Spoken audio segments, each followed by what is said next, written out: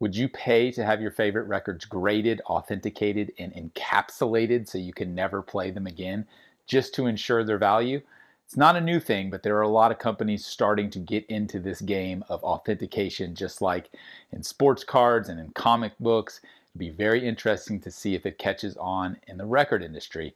We will discuss on this episode of Talking About Records.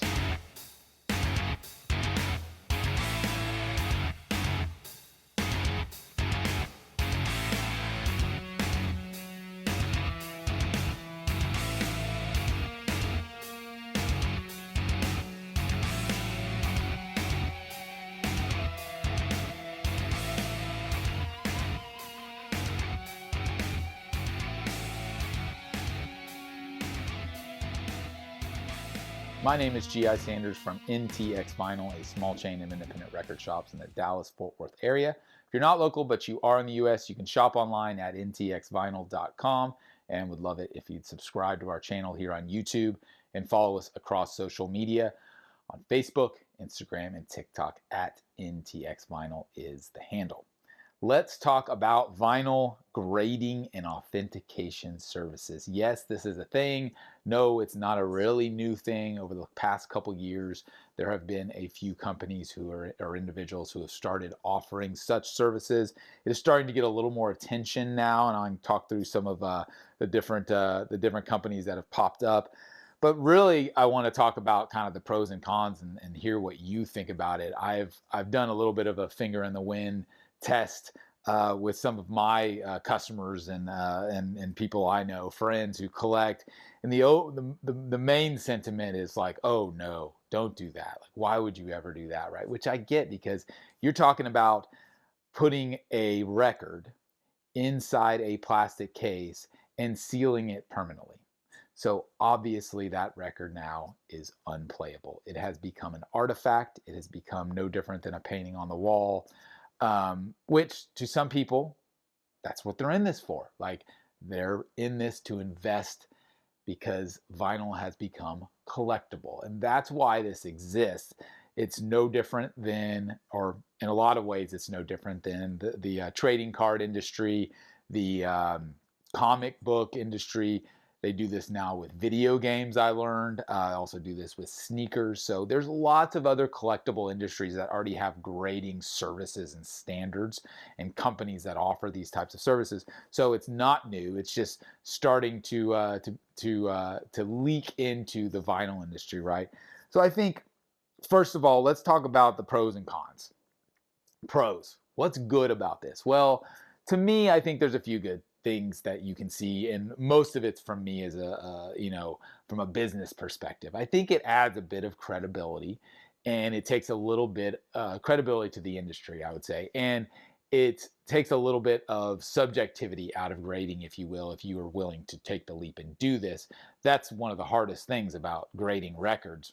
No, in a lot of ways, no different than grading other things, but I think records even more specific and unique in that everyone's eyes and ears are different. So what I grade a record as is completely different than what another store owner may grade a record as. And, there is a gold mine standard. There is a basis from which companies and sites like Discogs have adapted from that, or adopted, and from the gold mine. And so I think everyone, or most people, are somewhat on board with some sort of industry standard. But this, adding a professional grading service, I think it comes on top of that, and just creates an environment that gives it some stability, I guess, is the way to look at it. So again, it's not like a perfect thing, but if I'm trying to reach and trying to find pros, which I am, that's one thing.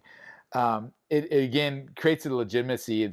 If something like this can exist and actually catch on, like, that's the thing. This vinyl record grading services they have existed for a couple of years now, but has it really caught on? Do you see anyone referencing a certain companies in their grade? Like, if you think about sports cards, if you know anything about sports cards, there are legitimate companies that have built businesses. Beckett, PSA, like, they have big businesses based on this. It has been widely adopted by an industry. In records, it has not been widely adopted. In fact, when I've brought up this subject, most people don't even know that it's a thing. And so the fact that it could become a thing, or if it does become a thing, like that's interesting because that says there's enough people out there who care about this and who are finding real value in the collectible aspect of the hobby, right? Um, so I think there's a few things to consider there. Cons. The cons are easy. What's bad about this? Well, you can no longer listen to your record. Like that's the biggest con, right? It makes it unlistenable. And in a lot of ways, from a perspective standpoint, it almost devalues the music because again, you're putting something, encapsulating it as it's being sold, and you're never able to take it out again. Or if you do, then it pretty much voids what you paid for. These services cost somewhere between $50 and $100 to grade a single record, and then it's encapsulated in this hard shell, no different than they do for comic books or sports cards. And that just puts so much emphasis on the value part that I fear that there will be collectors, not that there aren't already, who are buying things specifically to then get them graded to then turn around and list them, right? Well, that's already a thing. Like this isn't new. This again, this is kind of like an evolution of the secondary market, if you will, because I can foresee people going into Walmart or record store anywhere and just buying a new sealed record and go, I'm not going to open it. I'm just going to ship it off and grade it and then sit on it because it's mint and it's sealed. So they're going to grade it as a 10, which means, in 20 years, maybe it'll be worth a whole lot of money because you had it graded and encapsulated. I kind of fail to see that being the case, but that's kind of the idea, I think, behind a lot of these companies is like secure what you have now and encapsulate it. That way it will not lose value, right? That whole situation, is it good for the hobby? I think it's a con. I really do. I think it's a bad thing because it creates this environment where people are into this for the wrong reasons. In my opinion, this is my opinion. In my opinion, people should buy records to enjoy the music because that's what it's rooted in. As soon as you remove that, I'm kind of like, oh man, I'm really kind of sketchy on whether or not it's good for the industry, good for the hobby, good for us as collectors.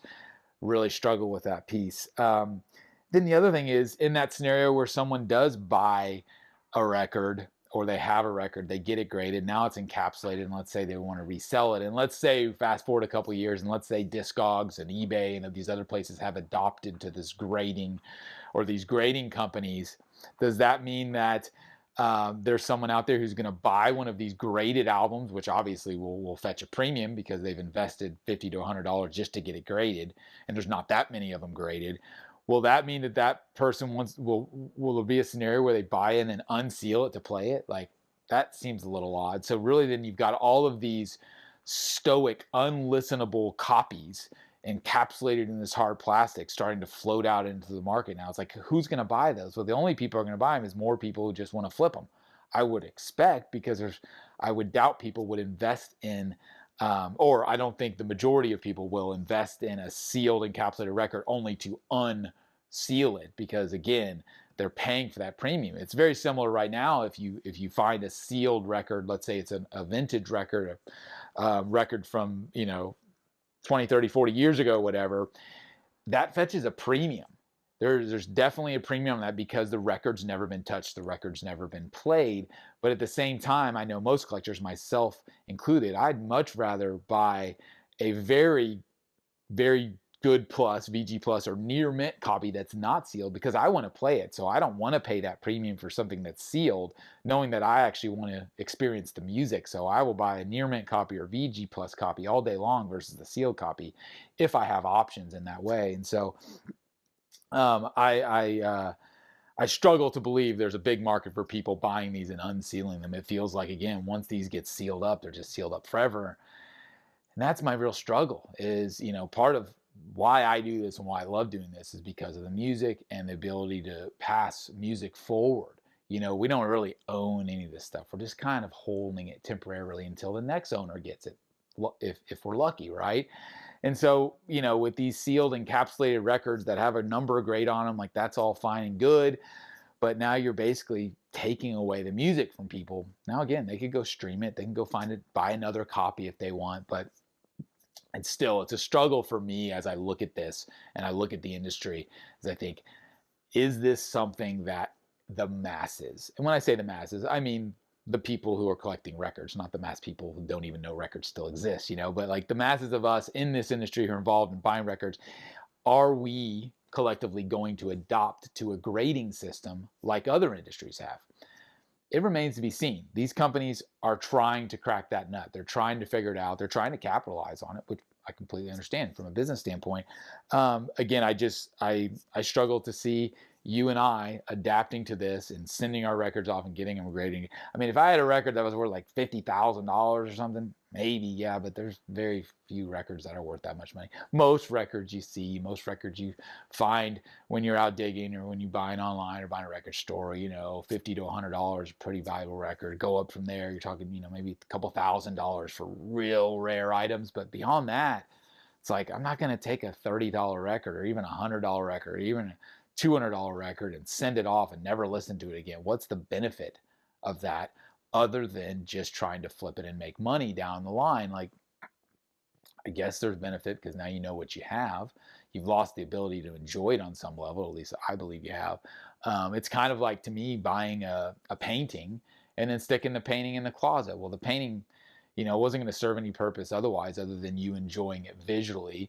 The record, you can put it on a wall in a frame if you want. You can keep the LP out and still play it, enjoy the music. But maybe to comic book collectors, this is probably commonplace. I'm sure this happened in their industry because bet there's a lot of people who enjoy actually looking through the comics over time and reminiscing about the story that's involved. Well, you encapsulated, that enjoyment is gone. Same with sneakers. You encapsulate sneakers, you can't wear them. No one even knows you have them now. The whole idea is to walk around and show them off, right? I don't know. I'm not in the sneaker industry, so I don't know these things. But I'm trying to make some analogies to other markets that, again, have completely adopted this. Go look at the sports card industry if you're not familiar with the sports card industry.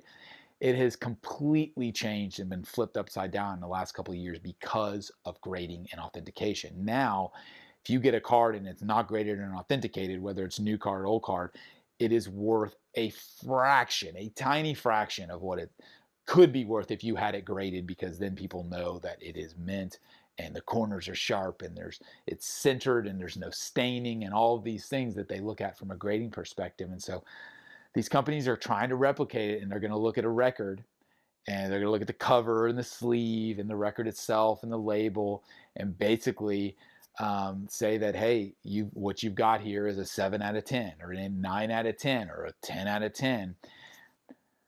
That's great. But unless the market adopts to that system, it's not going to be very meaningful. And what I mean by that is, can you imagine a scenario where you go to Discogs, again, as a resource that most record collectors use, or at least are aware that exists? What if now there's grades or different grades or a spot for a seller to add that they've got this authenticated and who they got it authenticated from, and actually add their certificate or their link or whatever proof there is, which all these companies are doing, providing the same thing. Some of them have QR codes that scans you to take you to the link, and the album has a unique identifying number and a grade, and it is again encapsulated and good for life unless that encapsulation is broken, right? But I just don't see. Or it would be interesting to see if again, a couple of years you go to Discogs and now you're like looking at not only mint, near mint, VG plus, but you're looking at like encapsulated and sealed, and then what the number grade is versus like that letter goldmine grade. So I struggle to think it's going to catch on. Maybe I'm being completely short-sighted. Maybe I'm being too get off my lawn and I don't want to change. Could be the case. I don't know. I'm a pretty forward-thinking person, especially when it comes to technology and stuff. But when you start messing with music and you start taking it away from me and you're telling me I can't listen to it anymore, that's kind of the final straw for me, because that's what I'm in this for.